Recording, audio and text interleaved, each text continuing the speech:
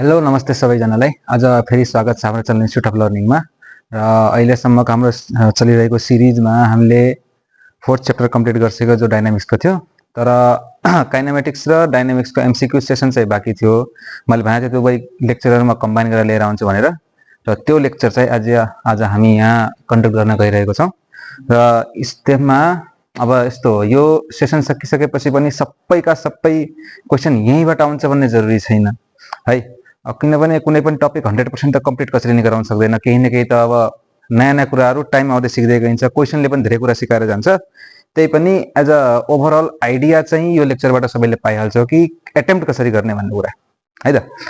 र त्यो एटेम्प्ट गर्ने आइडिया पाइसकेपछि चाहिँ रेयरली नै एमसीक्यू मिस्टेक हुन्छ, त्यही पनि नहुने चाहिँ होइन। अब काहीँ न काहीँ त अलिकति तयारी नपुगेर पनि हुन सक्छ, त्यो पछिको कुरा भयो अपार्टको है। र अब ढिला नगरिकन आजको हाम्रो लेक्चर सुरु गरौँ। पहिला चाहिँ हामी डाइनामिक्सको एमसीक्यूतिर जान्छौँ, त्यसपछि चाहिँ काइनेमेटिक्सको है त। त्यसो भए सुरु गरौँ है त। यसमा लिएको क्वेशनहरुको कुरा गर्दाखेरि चाहिँ धेरै जस्तो क्वेशनहरु एससी वर्माबाट लिएको छु मैले, र केही क्वेशन मैले आफैले पनि बनाएको छु यसमा, अनि कुनै चाहिँ अरु साइटहरु पनि युज गरेको छु। सबैको एउटा वेल मिक्सअप कम्बिनेसन चाहिँ छ। कुनै चाहिँ अलि राम्रो लेभलको क्वेशन बन्छ, तर एकदमै मतलब हेर्ने बित्तिकै टिक हानेर हिट्ने जस्तो क्वेशन चाहिँ कुनै पनि जस्तो छैन यसमा। किनभने त्यो त सबैले युज जनरली गर्न सकि पनि हाल्छ है। जस्तो एक्जाम्पलको लागि काइनेमेटिक्सको एउटा सिम्पल क्वेशन जस्तो मानौ, what is the rate of change of speed called, what is the rate of change of distance called भनेर कसैले सोध्यो भनेपछि अप्सन दिँदैला स्पीड दिन्छ, भेलोसिटी दिन्छ, एक्सेलरेसन दिन्छ, अर्कोमा दिँदैन नन अफ द अबभ। अब यो कन्डिसनमा डिस्टेन्सको रेट चेन्ज हुने त स्पीड हो, भेलोसिटी त होइन। यस्ता सिम्पल कुराहरू पनि अलि ख्याल राख्नु। अब यो सबै कुरा यसैमा गरायो भने जस्तो लेक्चर धेरै लामो भइहाल्छ।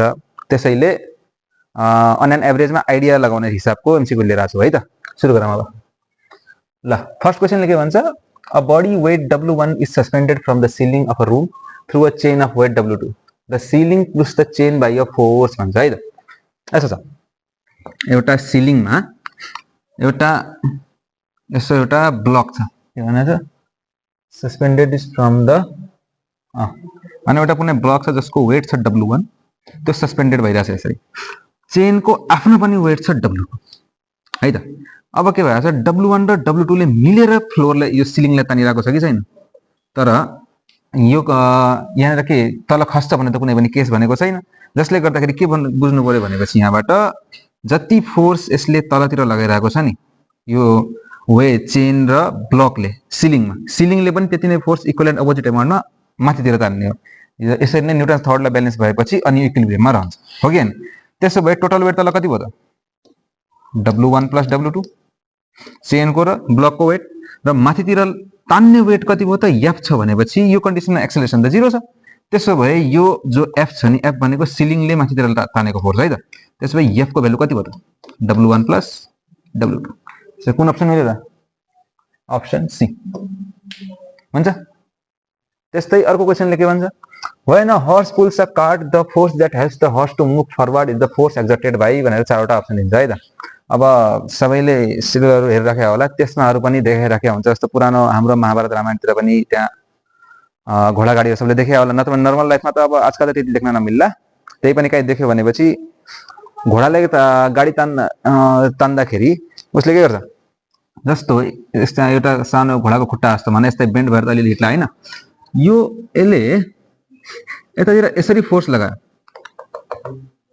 मतलब ग्राउन्डमा लगाएको फोर्स यो डाइरेक्सनमा छ भनेपछि यो जबसम्म यो ग्राउन्डले पनि इक्विभलेन्ट अपोजिट एमाउन्टमा फोर्स लगाउँदैन तबसम्म घोडा पनि हिट्न सक्दैन। जस्तो एक्जाम्पलको लागि सबैले विचार गरेर होला कि हैन, यदि बालुवामा हिटिरहेछ भनेपछि पनि उसलाई नर्मली हामीलाई हिट्न अलिकति गाह्रो भइहाल्छ। किनकि त्यसले फोर्स केही एमाउन्टमा एब्जर्ब गरिदिन्छ है। र यही कुरा अझै तिमी कुनै दलदलहरुमा गएर हेर्यो भने चाहिँ फिल्महरुमा देखेको होला नि त, कार जान्छ या मान्छे जान्छ, बिस्तारै धसिँदै तलतिर जान्छ। किनकि त्यसले सबै एनर्जी एब्जर्ब गरिदिन्छ, बाउन्स ब्याक गर्न सक्दैन, जसले गर्दाखेरि त्यहाँ हिट्न सकिदैन। त्यसो भए अब एउटा बाइ डिफल्ट फोर्स यहाँ लागिरहेको कुन छ त, बाइ डिफल्ट यहाँनिर घोडाले त फोर्स लगाउने नै भयो जमिनमा, प्लस यो जबसम्म त्यो ग्राउन्डले घोडामा फोर्स लगाउँदैन, घोडाको खुट्टातिर फोर्स लगाउँदैन, तबसम्म त्यसले हिट्न सक्दैन। त्यसो भए यहाँ कुन चाहिँ अप्सन मिल्यो त, कार्ट अन द हर्स अब हर्सले काठमाथि फोर्स लगाइरहेको छ तर काठले लगाएको फोर्सले हर्स त अगाडि बढ्दैन, त्यसो भए अप्सन ए त मिलेन। यसरी कुन चाहिँ फोर्स मिल्दैन भनेर सरी कुन चाहिँ अप्सनहरु मिल्दैन भनेर अगाडि काट्दियो भने हामीलाई क्वेशन सल्भ गर्न सजिलो भइहाल्छ। अर्को के भन्छ, द ग्राउन्ड अन द काठ। ग्राउन्डले पनि काठमा त केही न केही फोर्स लगाउने हो, तर त्यो फोर्सले गर्दाखेरि त हर्स हिटेको हो र होइन नि, त्यसो भए सी पनि गयो। अब बच्चा बी र डी। अब डी हेर त, the horse on the ground, यो त लगाउनै हो, अब्भियसली लगाउने कुरो हो, तर हर्सले ग्राउन्डमा लगाएको फोर्स त ठिक छ, तर यही फोर्सले गर्दाखेरि अगाडि बढेको हो र, एकछिन यसलाई होल्ड लगाऊ है त। अर्को क्वेशन के, अर्को अप्सन के भन्छ, the ground on the horse. अब ग्राउन्डले जबसम्म बाउन्स ब्याक फोर्स दिएन तबसम्म त त्यो पनि अगाडि बढ्नेवाला छैन, र कतिको दिमागमा लाग्यो कि the horse on the ground हो, हर्सले जबसम्म फोर्स लगाउन तबसम्म अगाडि बढ्दैन, तर जबसम्म इक्विभलेन्ट अपोजिट अमाउन्टमा यसले पनि फोर्स पाउँदैन तबसम्म हर्स पनि अगाडि बढ्न पाउँदैन। त्यसैले यो कन्डिसनमा मोस्ट प्रोबेबल अप्सन भनेको बी भयो, डी पनि मिलेन। डी किन मिलेन, किनकि यो त लगाउने नै भयो, यो त बाइ डिफल्ट आएको फोर्स नै हो, किनकि जबसम्म हामीले फोर्स लगाउँदैन ग्राउन्ड पनि हामीमाथि फोर्स लगाउनेवाला छैन, तर त्यसले त हर्सले त त्यो हर्सले लगाएको फोर्स जमिन त पछाडि जानुपर्ने हो नि त, हो कि हैन। त्यसैले जबसम्म यो ग्राउन्डले लगाएको फोर्सले गर्दाखेरि चाहिँ हर्स अगाडि बढ्यो, बुझिन्छ। ल स्क्रिनशट लिएर यसको, ल अगाडि बढाउँ है त। अर्को क्वेशन के भन्छ, a block of mass 10 kg suspended through 2 light springs balances as shown। यस्तो स्प्रिङ ब्यालेन्स झुन्डाएको देखाइदियो है त।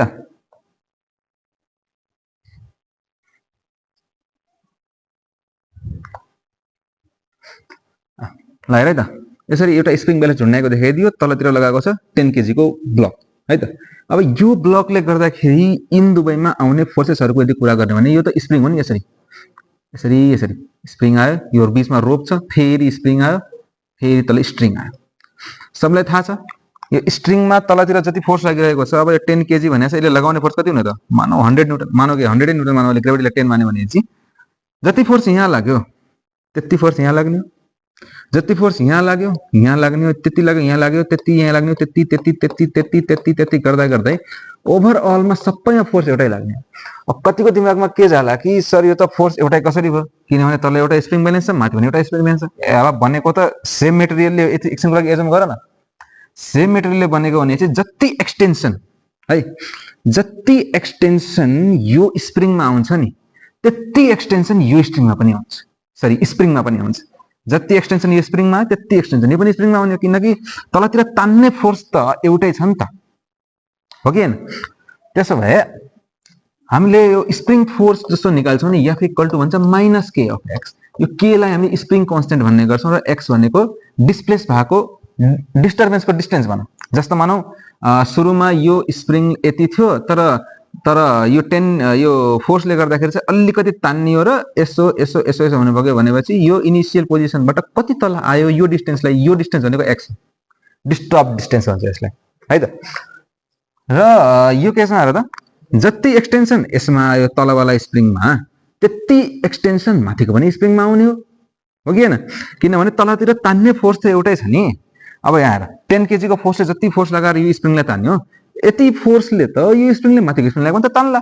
त्यसो भएपछि यो केसमा दुवै केसमा हेर त एक्सटेन्सन बराबर आइहाल्छ, एक्स बराबर आइहाल्छ।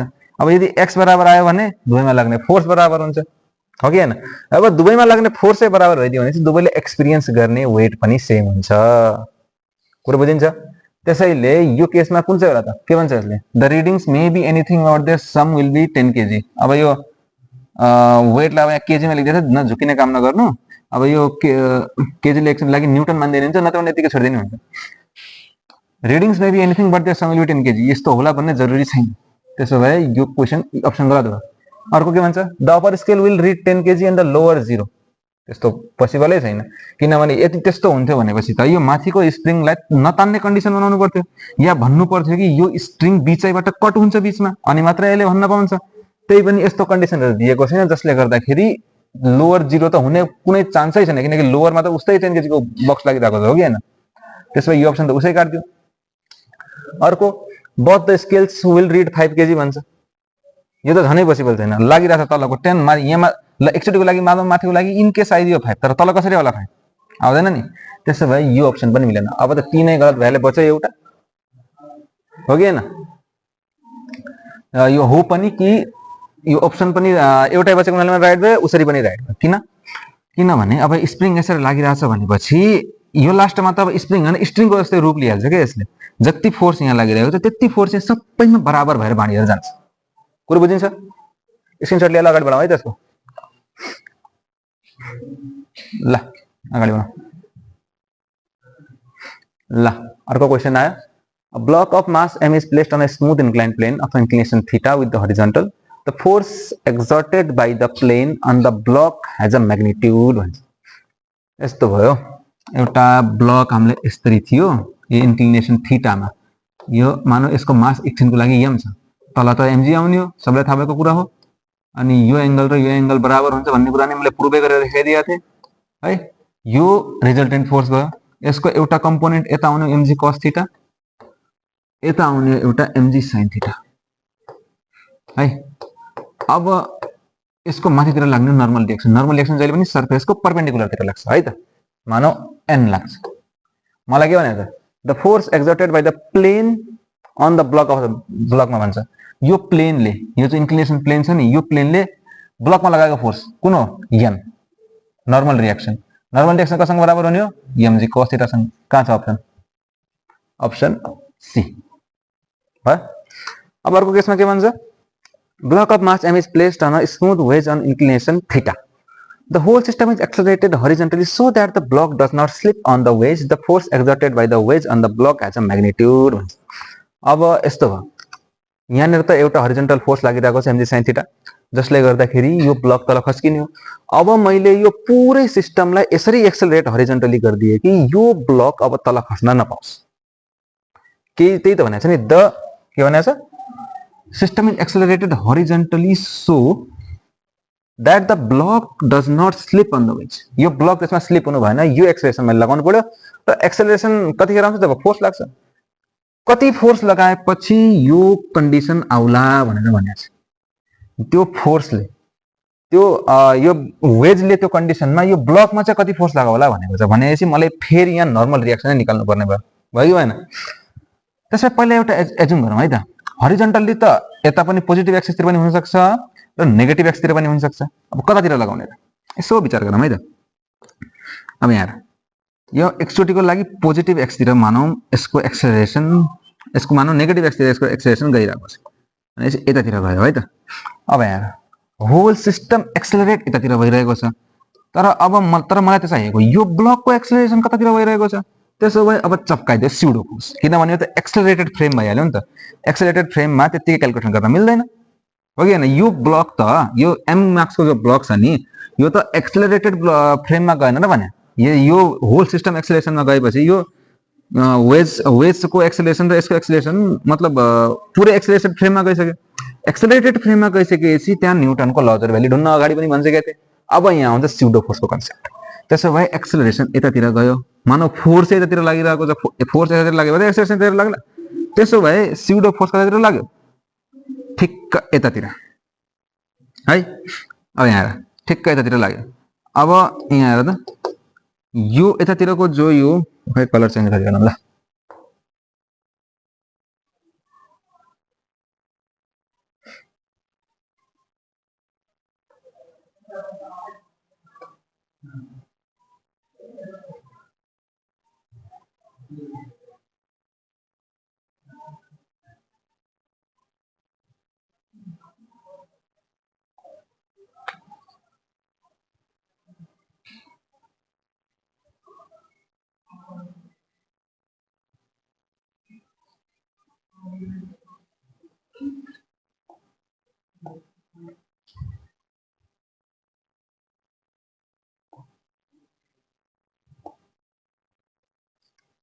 ल है त, यहाँ हेरौँ है त। अब राम्रोसँग हेरौँ के भने त क्वेसनमा, एउटा यस्तरी ब्लक छ, यो ब्लक थीटा, यो यसरी जान्न छ, यो छ m मासको। अब मलाई कन्फ्युजन यति हो कि मेरो एक्सेलरेसन कतातिर हुनुपर्ने हो कि हैन। यो यहाँ गर्नलाई म टाइम लगाएर देखाउला, तर यो एकदमै झट्टै याद भइहाल्छ के, यो मतलब आफै थाहा भइहाल्छ कि एक्सेलरेसन कतातिर लाग्ला भनेर है। मानौ मेरो एक्सेलरेसन यतातिर गइरहेको छ, एक्सेलरेसन यतातिर गयो भनेपछि अब यो भइहाल्यो एक्सेलरेटेड फ्रेममा। एक्सेलरेटेड फ्रेममा न्युटनको ल चाहिँ भ्यालिड छैन। अब हामीले लगाउनु पर्यो स्युडो फोर्सको कन्सेप्ट। त्यसो भए यो एक्सेलरेसन यतातिर गइरहेको छ भने एउटा मान्छेले यहाँ भित्र आएर बस्यो वेजभित्र, अब यसलाई बक्सलाई हेर्दाखेरि कतातिर देखेला त स्युडो फोर्स ठिक्क उल्टा लगाइदियो। त्यसो भए एक्सेलरेसन यतातिर गइरहेको थियो भनेपछि मानव एफ पनि त्यतातिर होला नि त। त्यसो भए यो एफ कतातिर लाग्यो अब यतातिर। अब यहाँ हेर बाई ज्योमेट्री यो एंगल थीटा भएपछि यो एंगल पनि थीटा भयो कि भएन, तर यो त तिम्रो रिजल्टेन्ट हो। त्यसो भए यसको एउटा कम्पोनेन्ट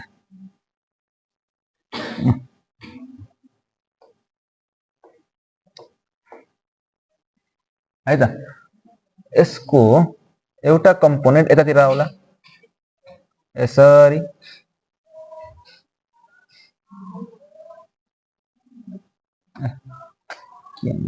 सरी सरी, यसको एउटा कम्पोनेन्ट यतातिर आउला हाम्रो होरिजन्टलतिर, त्यसलाई हामीले भन्न मिल्छ एफ कस थीटा, र यसको एउटा कम्पोनेन्ट आउला माथितिर जसलाई भनिन्छ एफ साइन थीटा,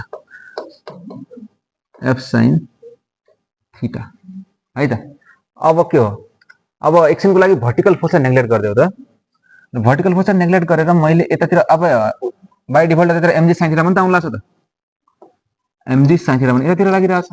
क्वेसनले मलाई के भन्यो भने फोर्स यसरी लाग्नु पर्यो कि यो एमजी साइन थीटा ब्यालेन्स भएर तल खस्न नपाओस्। तर यहाँ हेर्दा यो फोर्सले त एमजी साइन थीटाले झन् एउटा एडिसनल फोर्स दिदियो जसले गर्दाखेरि त छिटो तल खस्ने भयो। त्यसो भए यो डाइरेक्सनमा जो हामीले एज्युम गरेको थियो त्यो एक्सेलरेसनको डाइरेक्सन नरहेछ, बुझ्यो। त्यसो भए यो डाइरेक्सन मिलेन। अब अर्को डाइरेक्सनतिर जाउँ, अर्को डाइरेक्सनतिर जाउँ है त। अर्को डाइरेक्सनमा त्यसो एक्सेलरेसनको डाइरेक्सन कतातिर उल्ने हो त, यतातिर मानौ एकचोटि। अब त्यसो भए स्युडो फोर्सले गर्दाखेरि यो डाइरेक्सन अब फोर्सको डाइरेक्सन कतातिर भयो, अहिले हेर्दा छ स्युडो फोर्स कतातिर लाग्ने भयो, ब्याकवर्डतिर। त्यसो भए मेरो यो डाइरेक्सन यतातिर भयो यसरी, यो भयो मेरो फोर्सको डाइरेक्सन, बुझिन्छ। अब बाई ज्योमेट्री यो एंगल थीटा छ भने यो पनि एंगल थीटा हुन्छ बाई करेस्पोन्डिङ एंगल कन्सेप्ट लगाएर, एउटा यो बीचको रिजल्टेन्ट हो। त्यसो भएपछि यो जो एफ छ नि यो एफ कस थीटा हुने भयो र यो मेरो एमजी साइन थीटा हुने भयो, एमजी साइन थीटा हुने भयो। र माथितिर त नर्मल डाइरेक्सन छँदैछ, एफ कस थीटा यतातिर भयो भनेपछि एफ साइन थीटा पनि यतातिर कहीँ होला, एफ साइन थीटा यतातिर होला। र अर्को यसको MG cos theta, MG cos theta यतातिर लागिरहेको होला। यो त फोर्स। अब मलाई चाहिएको के हो, वेजले बक्समा लगाएको फोर्स। त्यसो भए म यहाँ के भन्न पाउँछु, N equals to M G cos theta plus, अब एफलाई मैले एमए लेख्न मिल्छ, M A sine theta, M A sine theta. त्यसो भए एमजी साइन थीटा कसको बराबर छ, एमजी साइन थीटा त एमए कस थीटा को बराबर छ, एमए कस थीटा को बराबर छ। त्यसो भए मैले यहाँ एम र एम काट दिए भनेपछि ए को भ्यालु कति भयो, ए को भ्यालु हुन्छ जी टेन थीटा, बुझ्यो, जी टेन थीटा। र अब यहाँ एन को भ्यालु एन को जो इक्वेसन बनेको छ यसमा ए को भ्यालु यहाँ जी टेन थीटा राख्दियो, जहाँ जहाँ ए छ एउटा ठाउँमा त ए छ, m g cos theta plus m g g tan theta हो नि त। टेन थीटा भनेको यसरी यता बुझ्छ होला नि, sine square theta by cos theta लेखेको, टेन थीटा थियो हैन, टेन थीटा भनेको कुन हो, sine theta by cos theta, sine theta by cos theta र इन्टु कसँग मल्टिप्लिकेसन भएको थियो साइन स्क्वायर साइन थीटासँग, sorry sine theta sine square theta भयो अपन कस थीटा जस्ता जस्तै छँदैछ। अब यहाँ साइन स्क्वायर थीटा छँदैछ, दुवैमा एमजी छँदैछ, मैले दुवैवटा एमजी कमन लिदिए। यो कस थीटालाई मल्टिप्लाई गरेर कति भयो, कस स्क्वायर थीटा, अनि अपनमा कस थीटा जस्ता जस्तै छँदैछ, कस स्क्वायर थीटा यो भयो, cos square theta plus sign square theta भयो, यो भनेको त 1 हैन र भने। त्यसमा मसँग एन को भ्यालु कति आयो मेरो, एमजी बाई कस थीटा। यो अलि राम्रो खाले क्वेसन थियो, मेबी नसोध्न सक्ला तर नाइ चाहिँ भन्न मिल्दैन, किनभने एकदम सिम्पल कन्सेप्टमा छ। यो मैले बुझाउनको लागि मात्र अलिकति लामोको, नत्र पनि देख्न साथ थाहा पाइन्छ कि यो कसरी आएको है। ले यसलाई कपी गरिहाल, स्क्रिनसट ले यसको।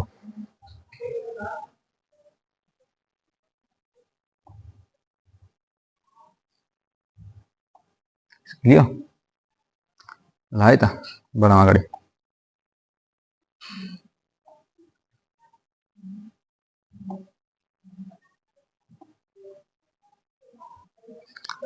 ल त्यसो भए यो केसमा एन्सर कुन भयो त हाम्रो mg by cos theta बुझिन्छ। अर्को क्वेशन के भन्छ neglect the effect of rotation of the earth suppose the earth suddenly stops attracting the objects place near its surface the person standing on the surface of the earth will भन्छ।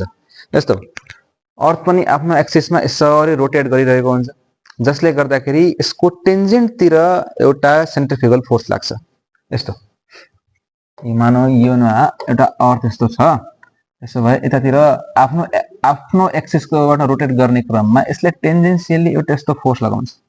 नत्र भने धेरै जसले त ढुङ्गाहरू घुमाएर विचार गरेछ कि छैन कहिले धागोमा ढुङ्गाहरू विचार गरेर यस्तरी यस्तरी यस्तरी यस्तरी गर्छ एउटा आफैले हातमा एउटा फिल आउँछ कि कुनै एउटा फोर्स छ जसले गर्दाखेरि यो ढुङ्गाले बाहिरतिर धकेलिरहेको जस्तो एउटा सानो फिलिङ आउँछ है त। त्यो फिलिङ यसलाई पनि आउँछ हाम्रो अर्थको गोलालाई पनि है त। यहाँबाट घुम्दै गर्दाखेरि टेन्जेन्टमा सुइँ यस्तो फोर्स लाग्यो, यहाँबाट घुम्दाखेरि सुइँ यस्तो फोर्स लाग्यो, यहाँबाट घुम्दाखेरि सुइँ यस्तो फोर्स लाग्यो, यस्तो फोर्स लाग्यो, यसरी फोर्स लागिरहेको हुन्छ है त। र हाम्रो के भनेको छ यदि यो अर्थ रोटेट हुन थालेन भने रोटेटको हामीलाई नेगलेक्ट गरिदिने भनेको छ। त्यसो भए यो अर्थ जस्ताको त्यस्तैमा भयो, रोटेसन बन्द, सेन्ट्रिफ्युगल फोर्स छैन। र अर्को के भन्छ suppose the earth suddenly stops attracting the objects. अब अर्थको पनि एउटा प्रोपर्टी छ जसले गर्दाखेरि त्यसले कुनै पनि अब्जेक्टलाई आफ्नो सेन्टरतिर अट्र्याक्ट गर्छ with the force of mg है। र दुईटै फोर्सलाई यदि हामीले हटाइदियो भने अब यस्तो भयो यदि यसलाई मात्र रोटेसनमा नेग्लेक्ट गरिदिए भएपछि त्यो सिधै चप्केर सेन्टरतिर जानु पर्थ्यो। र अब हामीलाई के भनेको छ अर्थले चाहिँ सडनली रोटेट पनि बन्द गरिदियो र एट्र्याक्ट गर्न पनि स्टप गरिदियो भनेपछि कुनै एउटा मान्छे अर्थको सर्फेसमा उभिएको छ, person standing on the surface of the earth will कि त फ्लाइ अप हुनै चान्स छैन, यो चान्सै छैन, यो कुनै पनि केसमा पोसिबल छैन। स्लिप एलोङ द सर्फेस यो पनि चान्स छैन, कसरी स्लिप होला हुन फ्रिक्सनको केही कुरै आएको छैन। अर्को के भन्छ fly along the tangent to the earth surface. Fly हुन्थ्यो यदि हामीले अर्थको रोटेसनलाई नेग्लेक्ट नगरिदिएको भएपछि, त्यसो यो पनि भन्न मिल्दैन। अब एउटा अप्सन बच्यो रिमेन स्ट्यान्डिङ, यो हो पनि दुई तान्ने र बाहिर फाल्ने दुवै फोर्स छैन भने जस्ताको चाहिँ उभिने त हो होइन। ल स्क्रिनसट लिएर यसको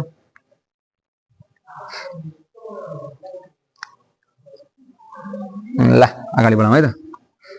अर्को के भन्छ three rigid rods are joined to form an equilateral triangle ABC of side 1 meter. Three particles carrying charges 20 microcoulomb each are attached to the vertices of the triangle. Okay, the whole system is at rest in an inertial frame. The resultant force of the charged particles A has the magnitude. यस्तो भयो कुनै एउटा यस्तो थियो यसमा तिनवटा चार्जहरु राखेको छ। अब चार्जको बारेमा पछि हामीले गरे डिटेलमा पढ्ने छौं इलेक्ट्रोस्टैटिक चैप्टरमा। अहिलेको लागि यति बुझ्दै चार्ज भनेको एउटा सानो पार्टिकल जस्तो हाम्रो मास हुन्छ नि, चार्ज जस्तो हाम्रो मास हुन्छ नि, यिनीहरु पार्टिकल्सहरुको चाहिँ चार्ज हुन्छ के त्यसमा। चार्ज भनेको यसको मास जस्तै हो। यसकोमा तीनैमा छ 20 माइक्रोकुलम 20 माइक्रोकुलम, यो साइनलाई माइक्रो भन्छ है त। 20 माइक्रोकुलम 60 डिग्री 60 डिग्री 60 डिग्री। अब यसलाई रिजल्भ गर्न जान्छौ भने चाहिँ हामीलाई जस्तो माने यो पोइन्ट ए, यो पोइन्ट बी र यो पोइन्ट सी यस्तो सपोज गरेर जुन पनि मान्दा हुन्छ किनकि यहाँ अब ट्रायंगल बनाएर दिएको छैन। अब यहाँ ए मा यस्तो भयो, ए मा यस्तो भयो। अब यिनीहरु चार्जरले जस्तो मासले एकअर्कामा अट्र्याक्ट गर्छ नि ग्रेभिटेशनल फोर्सले, फोर्स अफ ग्रेभिटेसन भनेर हो। यो चार्जरले पनि एक आपसमा आफूलाई अट्र्याक्ट गर्छन् यसरी। ए ले बी लाई पनि तान्यो, ए ले सी लाई पनि तान्यो। त्यसो भए यो पोइन्ट ए मा एउटा फोर्स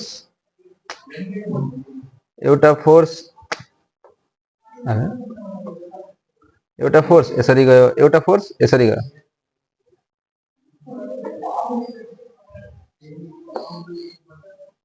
है त। र यतातिर छ यतातिर 60 यतातिर 60। यसको cos cos क्यान्सल हुने हो, सबलाई देखिन लाग्छ। मानौ यो पनि f छ, यो पनि f छ, यसको f cos 60 क्यान्सल, यसको f cos 60, दुवैतिर सेम फोर्सले इक्विभ्यालेन्ट अपोजिट छ, क्यान्सल हुने हो। दुवैतिर माथि जोड्दाखेरि 2f sin थीटा हुने किनकि दुवैको जोडिन। तर एउटा कुरा विचार गर त, हामीलाई के भनेको छ the whole system is at rest भनेको छ, रेस्ट भनेको छ। अब जुन पनि यहाँ फोर्स आउला छ, जति पनि आउला छ फोर्स, रिजल्टेन्ट फोर्स जो एफआर छ यो हाम्रो 2f sin थीटा भनेर त भन्ला छ, ठीक छ, ओके। तर जहाँ जहाँ फोर्स आउँछ त्यहाँ त्यहाँ एक्सेलरेसन आउँछ। यदि एक्सेलरेसन नै जीरो छ, रेस्टमा हुनुको मतलब के, एक्सेलरेसन जीरो छ, भेलोसिटी पनि जीरो छ। एक्सेलरेसन जीरो छ भने चाहिँ त कुनै फोर्स आउने कुरै भएन, त्यसैले सिधा यो अप्सनमा अप्सन ए करेक्ट भयो। बुझिन्छ?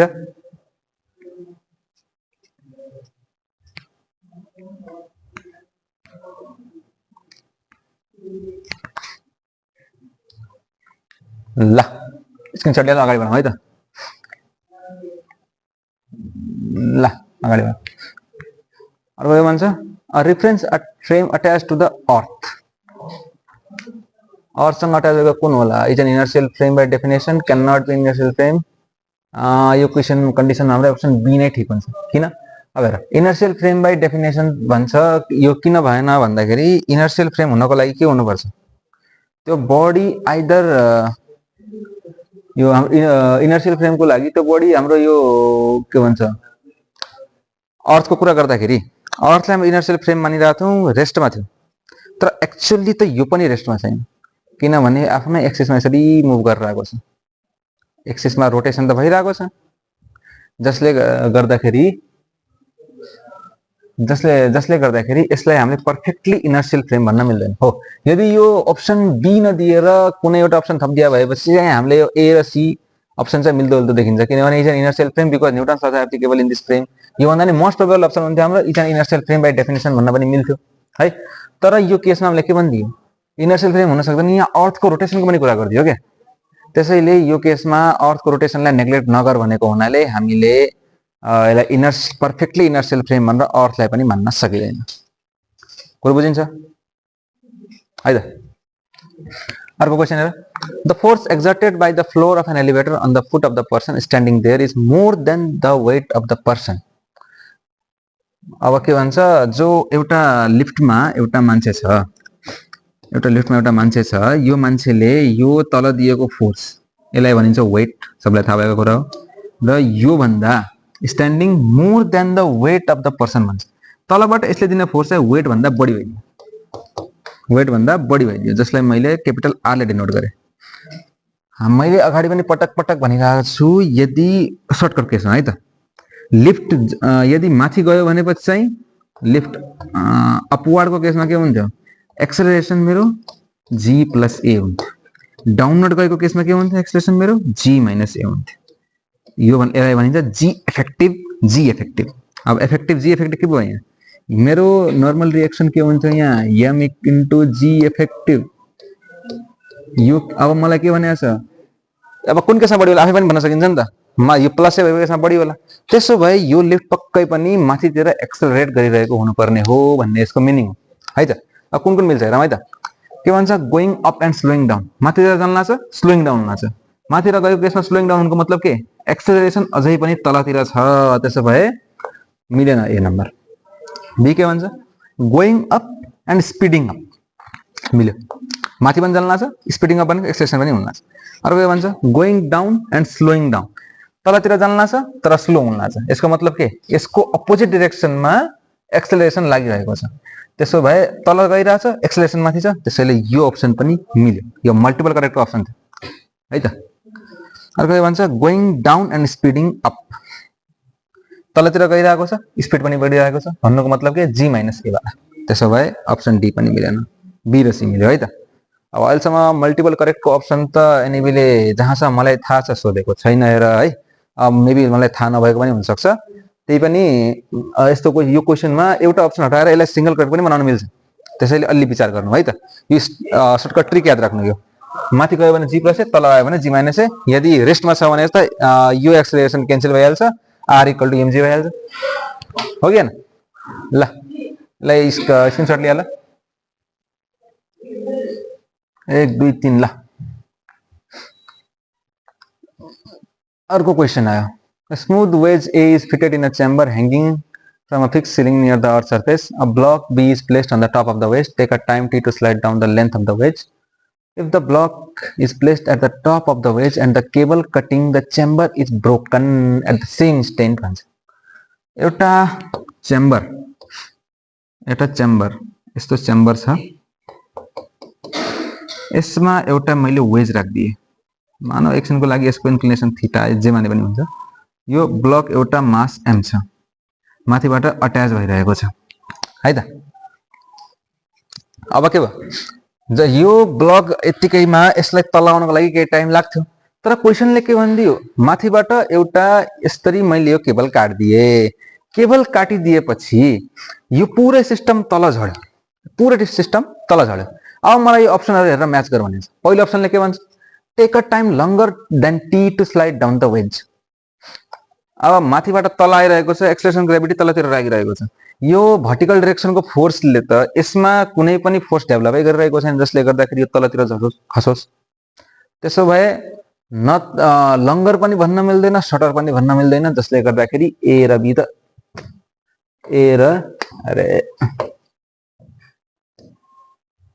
त यतिकै काट्न मिल्छ काट्यो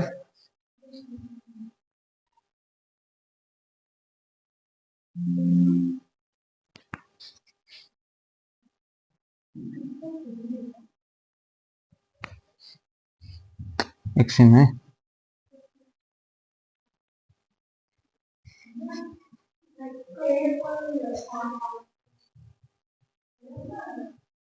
यही छैन सरी अलिकति ए र बी त्यति काट्न मिलिहाल्यो अब के भन्छ जम्प अफ द वेज भन्न पाइन्छ कि पाइदैन भन्ने कुरा आयो जम्प अफ द वेज हुनको लागि पनि यसलाई कुनै एउटा एडिसनली फोर्स दिनु पर्यो जसले गर्दाखेरि यो उफ्रेर तल आओस् त्यस्तो पनि कुनै फोर्स छैन यहाँ जसले गर्दाखेरि जम्पिङ अफ द वेज पनि भन्न मिल्दैन अब कतिको दिमागमा लाग्यो होला कि सर यो तलतिर आइरहेको छ तलतिर यो पुरै सिस्टमको कुनै एउटा फोर्स मानौ यसको फोर्स यो m भयो तलतिर आउने फोर्स m + m * g भयो र एक्सेलरेटेड फ्रेममा गइसकेपछि चाहिँ यसको चाहिँ माथितिर एक्सेलरेसन लाग्नु पर्ने जसले गर्दाखेरि यो तल खस्नु पर्ने थियो तर त्यस्तो हुँदैन किनभने यहाँ र माथिबाट तलतिर आउँदाखेरि एउटा एक्सेलरेसन आइरहेको छ g त्यो g यसको लागि पनि सेम हो यो मासको लागि पनि सेम हो यो चेम्बरको लागि पनि सेम हो सबैको तिम्रो एक्सेलरेसन सेम भइसकेको छ किनकि अलरेडी यहाँ चप्किएको छ हो कि हैन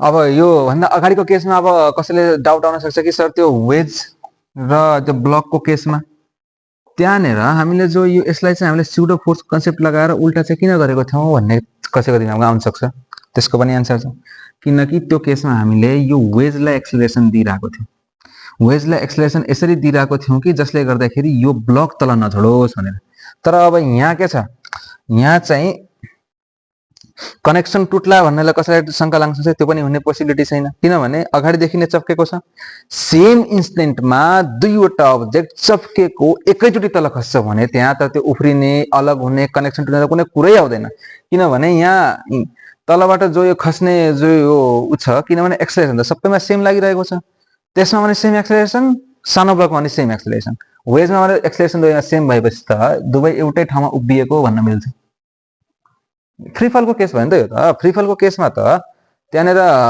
कनेक्सन टुट्ला भने त कुनै यस्तो कन्सेप्ट आउनै मिल्दैन यहाँ यो कसैको दिमागमा आइराछ भने चाहिँ त्यो चाहिँ रङ कन्सेप्ट हो है यति कुरा ख्याल राख्नु ल अर्को क्वेशनमा के हुन्छ A person standing on the floor of an elevator drops a coin. The coin reaches the floor of the elevator in time t1. The elevator is at stationary and in time 2 it is moving uniformly. त्यही लिफ्टमा एउटा मान्छेले coin drop गर्यो यो एकछिन stationery छ मानौ यसलाई तल आउनको लागि कुनै एउटा टाइम लाग्यो t1 यो केसमा र अर्को केसमा लिफ्ट मुभ भइरहेको छ तर कता मुभ भइरहेको थाहा छैन युनिफर्मली मुभ भइरहेको छ मानौ एकछिन लागि माथितिर गइरहेको छ u स्पिडले त्यति बेला यो मान्छेले ड्रप गर्यो है त अब के भन्छ मानौ यो हाइट यसको h थियो यो हाइट पनि यसको h होला नि त स्मल h है त यो केसमा के भयो यो केसमा ल यसको यसरी टाइम निकाल्न छोड के भयो यो केसमा यो जो कोइनमा लाग्ने एक्सेलरेसनको कुरा गरौँ है त कोइनमा लाग्ने एक्सेलरेसन जो छ यो माथि माथितिर अप गइरहेको छ, अप गइरहेको बेला जी इफेक्टिभको भ्यालु के हुन्थ्यो, जी प्लस ए। तर यो केसमा त एक्सेलरेसनै छैन, कन्स्टेन्ट स्पिडले अगाडि गइरहेको छ, त्यसैले गर्दाखेरि यो ए नै क्यान्सल भयो। यो केसमा एमजी मात्रै बच्यो, कोइनको तल जाने फोर्स। यो केसमा के भयो, यो केसमा झन् के रेस्टमा छ, रेस्टमा भएपछि त यो यसलाई तल ल्याउने एममा लागिरहेको फोर्स त अझ पनि नै एमजी नै छ। या यसमा लाग्ने एक्सेलरेसन अझ पनि जी मात्रै छ, उसमा पनि जी मात्रै छ एक्सेलरेसन। यदि दुवै केसमा एक्सेलरेसन नै सेम छ भने, यो 2 है सरी, एक्सेलरेसन नै सेम छ भने त दुवैको टाइम बराबर हुनुपर्ने कि पर्ने, त्यसो भए यो भयो, तलका बीसीडी तीनै रङ भयो। बुझिन्छ? ल स्क्रिनशट लिएर यसको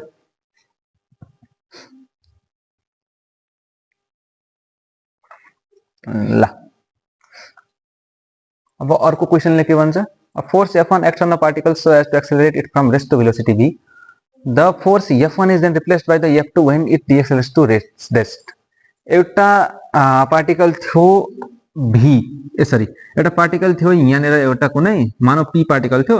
यो पी पार्टिकललाई मैले एउटा फोर्स लगाइदिए जसले गर्दाखेरि एकछिनपछि यो भी भेलोसिटीले अगाडि बढ्यो, सरी यहाँ पुगुन्जेलसम्म यसको भेलोसिटी भी भइसकेको थियो, र फेरि कुनै एउटा र्यान्डम फोर्स लाग्यो F2, F1 F2, जसले गर्दाखेरि यो लास्टमा आएर रेस्टमा आयो।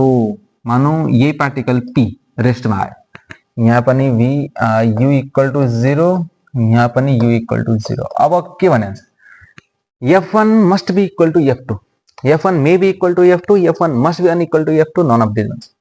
एउटा F1 F2 बिचमा रिलेसन के होला भन्छ, कि त दुवै बराबर होला, कि त दुवै बराबर नहोला, कि त दुवै बराबर हुन पनि सक्छ नहुन पनि सक्छ, 50-50 को खेल भन्छ। ल अब यस्तो छ, यदि मलाई त्यहाँ टाइम इन्टरभलको कुरो दिदिया भएपछि, जस्तो मानौ यो भी भेलोसिटी पुग्न 5 सेकेन्ड र यो भी देखि 0 पुग्न पनि 5 सेकेन्ड, दुवै सेम टाइम इन्टरभलमा भएको भइदिएपछि म भन्न पाउँथे कि यस F1 is equal to F2 या F1 is equal to minus of F2। म्याग्नेटको मात्रै कुरा गर्ने भनेपछि F1 इक्वल टु F2 भन्न पाइन्थ्यो। तर यहाँ के भइदियो, मलाई टाइम इन्टरभलको बारेमा केही पनि जानकारी दिएको छैन, र यो केसमा मैले दुवैलाई बराबर हो भन्न पनि पाउँदैन, होइन भन्न पनि पाउँदैन। त्यसैले यो कन्डिसनमा मस्ट प्रोबेबल राइट एन्सर भनेको अप्सन बी हुन्छ है। टाइम इन्टरभल दिए भएपछि के भन्न मिल्थ्यो, तर टाइम इन्टरभल नै दिएको छैन नि त हामीलाई, त हो कि हैन? टाइम इन्टरभल नै हामीलाई दिएको छैन, जसले गर्दाखेरि हामी यहाँ केही पनि भन्न पाउँदैनौँ कि F1 र F2 बराबर होला नहोला भन्ने कुरा हामीले यहाँ प्रेडिक्टै गर्न मिल्दैन नि त। त्यसैले यो केसमा मेबी इक्वल टु F2 भन्न मिल्छ, हुन पनि सक्छ मेबी, नहुन पनि सक्छ, त्यो आफ्नो ठाउँमा छ है त। अर्को क्वेशनले के भन्छ, two objects A and B are thrown upward simultaneously with the same speed. The mass of A is greater than the mass of B. Suppose the air exerts a constant and equal force of resistance on two bodies. त्यसो यिनीहरुमध्ये के होला भन्छ, पहिला यसलाई draw गरौँ है त।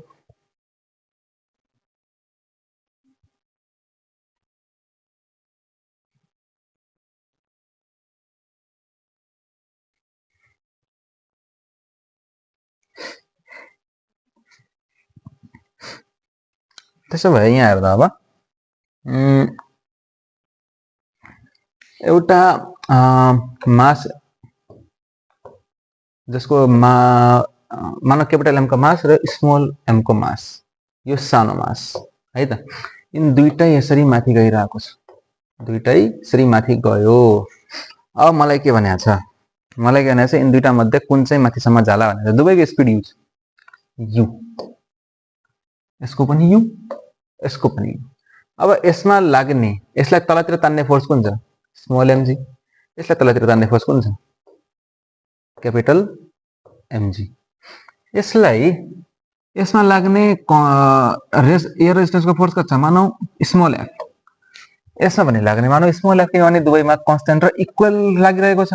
अब हामीलाई यहाँ साइजको कुरो केही पनि गरिएको छैन, त्यसैले हामी यो एज्युम गर्छौं कि दुवैको यो शेप साइज बराबर छ, जसले गर्दाखेरि दुवैमा इक्वल लागोस्, किनभने एयर रेजिस्टेन्सको फोर्स त शेपमा पनि भर पर्छ।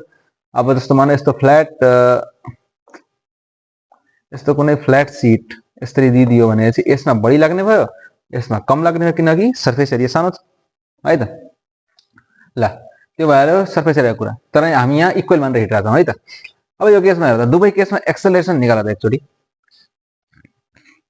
एक्सेलरेशन निकाल्दा एक्सेलरेशन A इक्वल्स टू यो F by M capital M plus mg by m mg by m भनेपछि मेरो कति भयो यो त g मात्रै बच्यो नि त अब त एउटा केसमा अब अर्को केसमा पनि त्यही हुने यसलाई मानौ a1 यो केसलाई पहिलो मान्छु यो केसलाई दोस्रो मान्छु a1 को भ्यालु यो भयो a2 को value f by small m र g यो कसरी याद थाहा होला नि net force upon net mass equal to acceleration त्यही त होइन टोटल फोर्स कति थियो f प्लस mg भनेको मेरो टोटल फोर्स हुन्थ्यो अब यसलाई मैले मासले डिभाइड गरिदिए यही पार्टिकलको मासले जसले गर्दाखेरि मैले यो एक्सेलरेसन पाएँ है त त्यसैगरी यो कति भयो यो पनि mg र g मात्रै बच्यो दुवै केसमा हेर्दा g र g मा त केही कम्पेयर गर्नु पर्दैन f र f मा नि कम्पेयर गर्नु पर्दैन कम्पेयर कनेर आउँछ यो m मा र यो m मा कुनै पनि क्वान्टिटीलाई सानो ठुलो क्वान्टिटीले डिभाइड गर्दाखेरि कम आउने हो सानो क्वान्टिटीले गर्दाखेरि बढी आउने हो त्यो सबैलाई थाहा भएको कुरा हो है त अब यहाँ हेर्दा a2 मा f लाई स्मल m ले मल्टिप्लाई गर्दाखेरि यसरी डिभाइड गर्दाखेरि के भयो यसको एक्सेलरेसन बढी आएको देखियो सरी यसको f को यो भ्यालु हेर्दा यो भ्यालु चाहिँ हाम्रो के भयो यो भ्यालु हाम्रो के भयो बढी आएको देखियो के क्या f by m plus g भनेपछि यो a1 केसमा हेर त यो a1 को केसमा के भयो f by m लाई मैले डिभाइड गर्दाखेरि यो ठुलो क्वान्टिटी हो कि हैन त्यसो भए यो क्वान्टिटी ठुलो भयो यो m ठुलो भयो भनेपछि चाहिँ यो मेरो सानो भयो यो भ्यालु मेरो सानो भइहाल्यो भयो कि भएन त्यसो भए यो कन्डिसनमा के भन्न मिल्छ त ल है त यो अब यहाँ हेर्दा a2 हाम्रो यो a2 मा हेर्दा यो क्वान्टिटी यो ठुलो भइहाल्यो भनेपछि a2 को क्वान्टिटी ओभरअल कति भयो त्यसो भए ओभरअलमा मानौ यो स्मल f जो छ यो स्मल f लाई m ले डिभाइड गरिदियो भने त सानो क्वान्टिटी हो त्यसो क्वान्टिटी ठुलो आउने भयो है त र यो a1 मा हेर त यो स्मल f लाई क्यापिटल m ले मल्टिप्लाई सरी डिभाइड गरिदियो भनेपछि चाहिँ मेरो क्वान्टिटी के हुने भयो सानो हुने भयो जसले गर्दाखेरि म के भन्न पाउँछु a1 is greater than a2 मैले भन्न पाउँछु है sorry a2 is greater than 1 sorry a2 is greater than a1 मैले भन्न पाउँछु पायो हैन त तर यो एक्सेलरेसन त तलतिर लागिरहेको छ कि छैन हो कि हैन यो एक्सेलरेसन तलतिर लागिरहेको छ जसले गर्दाखेरि यो जसको एक्सेलरेसन ठुलो भयो नि त्यो चाहिँ छिटो तल आउने भयो त्यसो भए यहाँनेर कुन अप्सन मिल्यो त एक्सेलरेसन कसको ठुलो छ हाम्रो 2 को ठुलो छ त्यसो भए चाहिँ a चाहिँ माथि जाने भयो a हाम्रो बढी हुन्छ त्यसो भए अप्सन बी मिल्यो a will go higher than B कति दिनमा लाग्यो होला सर यो भारी चीज चाहिँ बढी माथिसम्म कसरी जाला यहाँ कुरो भारी या कम हल्काको आउँदै छैन यहाँ यहाँ एक्सेलरेसनको कुरा आउँदैछ है त नेट एक्सेलरेसन हाम्रो भारी मासको लागि बढी देखियो र सानो मासको लागि कम देखियो सरी सानो मासको लागि बढी देखियो र भारी मासको लागि कम देखियो जसले तर यो एक्सेलरेसन त माथि जाने एक्सेलरेसन हैन नि त तल आउने एक्सेलरेसन हो तर तान्ने फोर्सको एक्सेलरेसन हो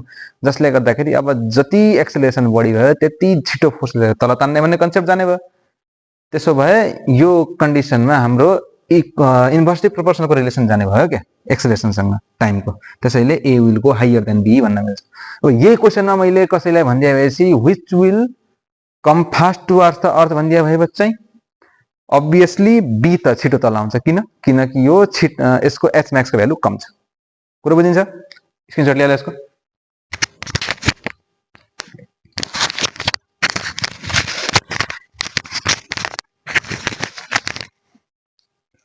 त्यसैले यस्ता क्वेशनहरुमा सबभन्दा पहिला मासलाई विचार नगरेर एक्सेलरेसन कति छ भन्ने कुरा विचार गर्नु है त बुझिन्छ ल अर्को क्वेशनमा बढाउँ है त अगाडि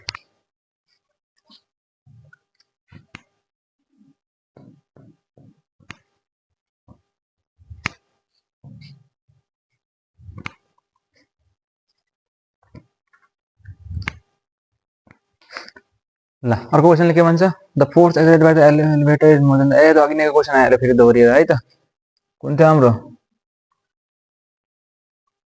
more than the weight of the person भन्छ नि त, मोर भयो भनेपछि going up and speeding up, going down and speeding down. अर्को के भन्छ, the tension in the cable of the cable supporting an elevator is equal to the weight of the elevator may be. यस्तो भयो tension, यस्तो भयो माथितिरबाट एउटा कुनै केबलमा फेरि अट्याच छ लिफ्ट होइन, यो केबलमा जो टेन्सन लागिरहेको छ, जति यसले यो भित्र बसेको मान्छे, यो लिफ्टको वेटले एकछिनको लागि नेग्लेक्ट गरिदियो है त, मान्छेको जो वेट छ त्यो मानौ एमजी छ। अब यो टी इक्वल टु एमजी कति बेला होला, जब यो लिफ्ट रेस्टमा छ, नत्र भने तलमाथि भयो भने जस्तो केही न केही चेन्ज आइहाल्छ, किनकि जी इफेक्टिभ नै चेन्ज भइहाल्छ। त्यसो भएपछि यो केसमा हामीले के भन्नु पर्यो, त्यो रेस्टमा छ भन्नु पर्यो कि त कन्स्टेन्ट भेलोसिटीले तलमाथि भइरहेको छ भन्ने भन्नु पर्यो। त्यसो भए कहीँ पनि यदि तिमीलाई इन्क्रिजिङ या डिक्रिजिङ स्पिड देखिन्छ भने, या एक्सेलरेसन जस्तो कुनै टर्म देखिन्छ भने सिधै क्यान्सल हामीले है त। Going up with increasing speed भन्यो, घर जाऊ भाइ। Going down with increasing speed भन्यो, त पनि घाडमा जा। अब आउँछ C, going up with uniform speed. अब माथि गएर माथि जान लाग्छ, युनिफर्म स्पिड छ, केही फरक पर्दैन, यो मिल्छ। Going down with uniform speed भन्ला छ, यो पनि मिल्छ। यसरी जज गर है त अप्सनहरूलाई। ल यसमा धेरै भन्नुपर्ने कुरा त केही पनि थिएन। हो यो अप्सनहरुमा यस्तो भयो है त, सरी यो अलि यतातिर भए रहेछ, यो खासमा नट इक्वल टु 0 देखाउन खोजे है त यसरी यसरी यसरी यसरी नट इक्वल टु 0 देखाउन खोजे हो। यो पनि ल त्यो हो। अर्को के भन्छ, a particle is observed from two frames S1 and S2. The frame S2 moves with respect to S1 with an acceleration a. Let F1 and F2 be the pseudo forces on the particle when C from S1 and S2 respectively. Which of the following are not possible? भन्छ।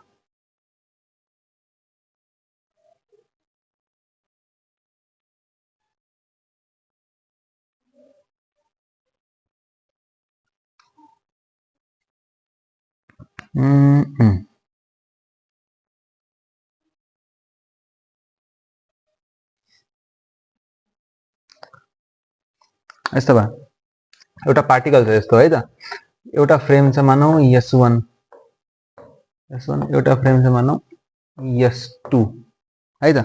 के भन्छ, त्यो फ्रेमबाट कसैले एउटा object, यो अब्जेक्टलाई हेर्दाखेरि S1 बाट हेर्दाखेरि चाहिँ स्युडो फोर्सेस देखियो, यो पार्टिकलमा F1 स्युडो फोर्स लाग्यो। मानौ यदि यो यसरी गइरहेको थियो भने चाहिँ F1 यसमा देखियो F1 पछाडितिर, र यही पार्टिकलले मैले S2 बाट अब्जर्भ गरे यतातिर F2 तिर। अब मैले टिक लगाउनु पर्ने यिनीहरु मध्ये को होला। अब यो यतातिर छ भनेपछि F2 पनि यतातिर होला। यदि यो पार्टिकल यतातिर यसरी, यो फ्रेम नै यतातिर यसरी फोर्स लागिरहेको छ भने चाहिँ है त, जबसम्म फ्रेममा फोर्स आउँदैन तबसम्म त त्यसमा नि फोर्स आउने कुरो भएन। त्यसो यो मध्ये कुन मिल्ला त, which of the following are not possible भन्छ।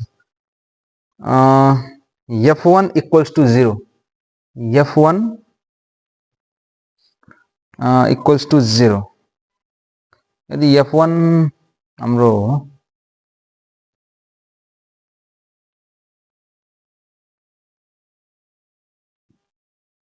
यस्तो पनि छ, एउटा कन्डिसन के भन्यो, the frame S2 moves with an acceleration a,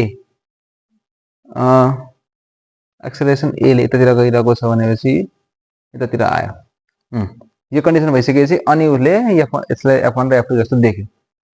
त्यसै भए F1 and F2 with a pseudo force on the particle when C from S1 and S2 respectively, which of the following are not possible भन्छ। कुन चाहिँ possible नहोला त भन्छ है त।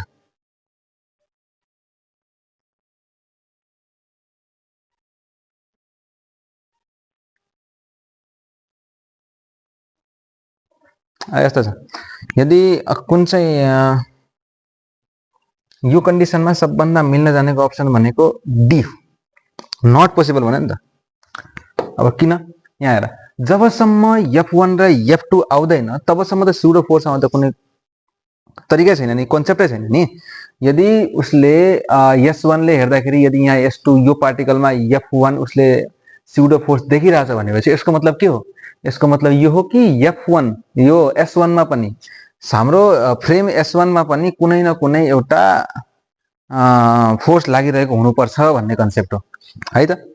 र F2 बाट हेर्दाखेरि पनि त्यो हुनुपर्छ है। अब के भनेको छ अर्को कन्सेप्ट के भनेको छ, यदि यो जो S2 जो हाम्रो फ्रेम छ त्यो चाहिँ S1 को रिस्पेक्टमा ए एक्सेलरेसनले भागिरहेको छ भन्ने छ। यदि एकछिनको लागि मैले S1 मा जो फोर्स छ F1 त्यसलाई मैले 0 बनाइदिए भनेपछि पनि F1 लाई मैले 0 बनाइदिए है। यदि F1 लाई मैले 0 बनाइदिए एकछिनको लागि सोच F1 नै छैन, यहाँ पनि F1 आउँदैन, F1 इक्वल टु 0 र F2 नन 0 भएपछि पनि हेर त यो केसमा अझै F1 0 हुँदाखेरि F2 त नन 0 हुनुपर्छ भन्ने कन्सेप्ट यहाँ बुझा। त्यो पनि त्यो देखिन पनि लाग्छ, नत्र भने त्यो कन्सेप्टै हाम्रो गलत भइहाल्छ। त्यसो भए ए अप्सन ठिक छ। बी अप्सनले के भन्छ, F1 चाहिँ नन 0 बनाइदेऊ तर F2 लाई चाहिँ 0 बनाइदेऊ। यो गर्दाखेरि पनि हाम्रो यो यदि F1 चाहिँ नन 0 हुँदाखेरि F2 0 हुन्छ भन्ने कन्सेप्ट आयो, यो पनि ट्रु हो। अर्को सी F1 र F2 दुवै नन 0 बनाइदियो भनेपछि जो हाम्रो इनिशियल कन्डिसन छ त्यति गर्दाखेरि पनि यो जो हाम्रो पार्टिकल छ नि त्यसमा देखिने फोर्स त अझै पनि त्यसमा पार्टिकल आन्त केही न केही फोर्स आइहाल्यो, किनभने एउटा फोर्स आइरहेको छ। यहाँ के थियो, F1 नन 0 थियो। F1 नन 0 हुनुको मतलब के, केही न केही यहाँ फोर्स लागिरहेको थियो F1 यसरी। यदि F2 लाई हटाइदिनु भनेपछि भने तर पनि एक्सेलरेसन F2 लाई मैले 0 गरिदियो भनेपछि यो एक्सेलरेसन पनि 0 भयो। तर पनि यो पार्टिकलमा अझै पनि त एउटा स्युडो फोर्स आइरहेको छ नि F1, छ कि छैन? त्यसो भए यो बी पनि यो यहाँ चाहिँ यसलाई हटाउन चाहिँ मिल्दैन। सी मा त दुवै नन 0 गरिदियो पहिले केस भइहाल्यो, तर डी मा हेर त, डी केसमा के भन्यो, डी केसमा F1 पनि 0 र F2 पनि मैले दुवै 0 गरिदियो भनेपछि चाहिँ त्यो पार्टिकल्समा अब त्यो कुनै पनि स्युडो फोर्स देखिने हो र देखिदैन नि। अरु केसहरुमा हेर त, कुनैमा एउटा 0 पारेको छ, कुनैमा अर्को 0 पारेको छ र कुनैमा दुईटै नन 0 पारेको छ। तीनै केसमा स्युडो फोर्स अझै पनि पार्टिकलमा लागिरहेको छ, तर यो डी अप्सनले चाहिँ के भन्छ, दुवै फोर्स 0 पार्दियो, जसले गर्दाखेरि त्यो पार्टिकलमा स्युडो फोर्स आउने कुरै आउँदैन है।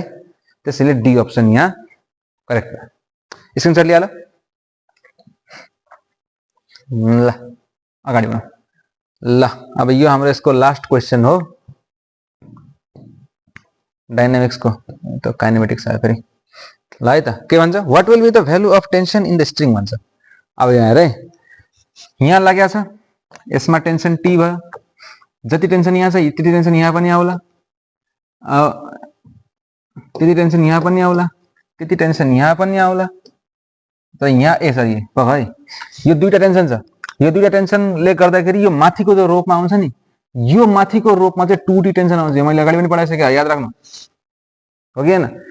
त्यसो भए यो टेन्सनमा यहाँ कति आयो, यो पनि 2T भयो, यो कति भयो T, यो कति भयो T, यो कति भयो T, सरी यो 2T र यो कति भयो T, यो कति भयो, यो पनि T। अब यहाँ हेर, तल लागिरहेको छ mg।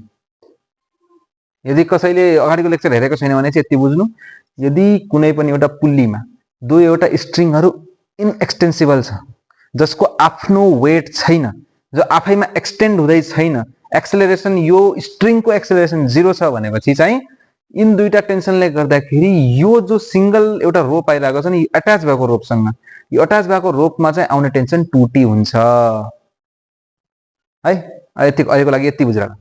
त्यसो भए यो mg कसँग बराबर भयो, mg त मेरो कतिवटा फोर्स लागिरहेको छ 2T 2T T भनेपछि कति भयो 2 2 4 1 5 5T सँग बराबर भयो। T को भ्यालु कति आयो यहाँ, mg/5। यो सिंगल स्टेप सोलुसन है त। यो चाहिँ एकदमै यो सोध्न मिल्छ है त, यो एकदम सजिलो बन्छ, देखिनै लाग्छ, खाली टेन्सन मात्रै छुट्याएर राख्नु छ ल है त। अब कतिले सायद यो भन्दा अगाडि गराएको यो क्वेशन छ नि, यो पार्टिकल यो फ्रेमको S1 र S2 को, यदि यो कसैले अहिलेको लागि बुझ्दैन भनेपछि पनि त्यति खासै धेरै ठुलो टको विषय छैन, किनभने यो मलाई लाग्दैन यो एनईमा सोध्ला तिमीहरूको बोर्ड इक्जाममा, किनभने यो अलिकति अलि सोच्नुपर्ने कन्सेप्ट छ, त अप्ठ्यारो त छैन है। तर नर्मली अब हाम्रो सिलेबसहरुमा यस्तो फ्रेम अफ रेफरेन्सको कुरा एनबी को सिलेबसमा धेरै गरिदैन है। त्यही पनि यो कन्सेप्टहरु चाहिँ याद राख्नु, नसोध्न सक्न भन्ने मिल्दैन, तर प्रोबेबली सायद नसोध्ला। अलि यो लेभल अप गर्नलाई मात्र ल्याएको क्वेशन हो है त। अप्ठ्यारो केही पनि छैन। म क्वेशन एकचोटी फेरि रिपिट गरिदिन्छु। क्वेशनले के भनेको थियो, एउटा पार्टिकल छ, एउटा पार्टिकललाई मैले दुईवटा फ्रेमबाट हेर्दै छु।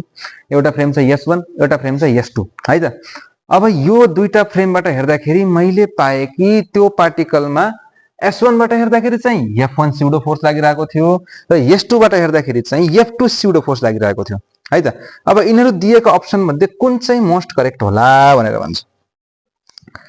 अब इन दुईटा क्वेशनमा हेर त, F1 लाई मैले 0 पार्दाखेरि F2 नन जिरो हुँदैछ भनेर यसले भन्छ। यस्तो हुन लाग्छ र है त।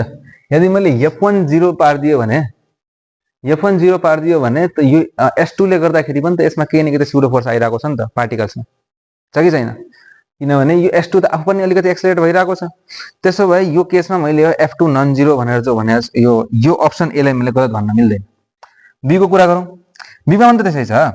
यसमा पनि त जस्तो मैले F1 लाई 0 पार्दियो भने S2 बाट हेर्दाखेरि त यसरी यो F2 0 भइसकेको छ नि त। F2 0 हुनुको मतलब के, त्यो स्युडो फोर्स S2 मा छ नि, त्यहाँ अब कुनै पनि एउटा फोर्स लागिरहेको छैन, किनकि त्यहाँ स्युडो फोर्स त्यति बेला मात्र आउने जब S2 मा फोर्स लागिरहेको छ है। तर पनि यहाँ हेर त, S1 मा एउटा एक्सेलरेसन पनि लागिरहेको छ S1 को रिस्पेक्टमा S2 मा, भनेपछि कुनै न कुनै अगाडितिर यो एक्सेलरेटेड पनि भइरहेको छ। तर त्यो F0 हुनाले गर्दाखेरि स्युडो फोर्स त अब S1 ले गर्दाखेरि पनि त यसमा स्युडो फोर्स लाग्ने हो नि त पार्टिकलमा, हो कि हैन? त्यसो भए यसलाई पनि कम्प्लिटली नेग्लेक्ट गर्न मिल्दैन डी अप्सनलाई। सी मा के छ, सी मा चाहिँ दुवै नन जिरो पार्दियो। दुवै नन जिरो पार्नुको मतलब के, यो दिएको कन्डिसन त आफै सेटिस्फाई भइहाल्यो नि। त्यसो भए दिएको कन्डिसन के छ हाम्रो, S1 बाट हेर्दाखेरि F1, S2 बाट हेर्दाखेरि F2। त्यसो भए अब लास्ट अप्सन कुन बच्छ, डी। डी मा त दुवै फोर्स 0 पार्दियो तिम्रो, F1 पनि 0 पार्दियो, F2 पनि 0 पार्दियो। अब यी दुईटा फोर्स स्युडो फोर्सहरु नै 0 हुने, यदि 0 गर्दियो भनेपछि त S1 र S2 मा S2 दुवै रेस्टमा हुनुपर्ने भन्ने कन्सेप्ट छ। तर क्वेशनले के भन्छ, S2 चाहिँ अझै पनि मुभ गरिरहेको छ ए एक्सेलरेसनले with respect to S1। S1 बाट हेर्दाखेरि S2 चाहिँ ए एक्सेलरेसनले कतै भागिरहेको छ, मानव एकछिनको लागि यता भागिरहेको छ। क्लियर? त्यसो भए यो अप्सन चाहिँ हामीले भन्न मिल्दैन, किनभने क्वेशनले अगाडि नै भनिदिएको छ moving with acceleration A with respect to S1। बुझ्यो? ल लास्ट क्वेशन यही, स्क्रिनशट लिया ल। लियो ल है त। अब लेक्चर लामै भइहाल्यो, यो भन्दा लामो चाहिँ नगरौँ आजको लागि। अब डाइनामिक्सको एमसीक्यू त सक्यो यति हो। यो भन्दा यति कन्सेप्टलाई राम्रोसँग रिकल गरिहाल्यो एकचोटी। रट भनेको होइन कि यो एमसीक्यू जरो, बस यसको कन्सेप्टहरु चाहिँ एकचोटी फेरि भिडियोमा रिभाइन्ड गरेर पनि बुझिहाल, राम्रोसँग बुझ। डाउट आयो भने कमेन्ट सेक्सनमा सोध्नु है त। त्यसो भए अब आजको लागि चाहिँ यो लेक्चर यही एन्ड गरौँ। आउने लेक्चरमा चाहिँ हाम्रो काइनेमेटिक्सको बचेको छ, त्यसपछि चाहिँ च्याप्टर 5 स्टार्ट गरौँ ल है त। ल पढ्दै गर। हस्त नमस्ते।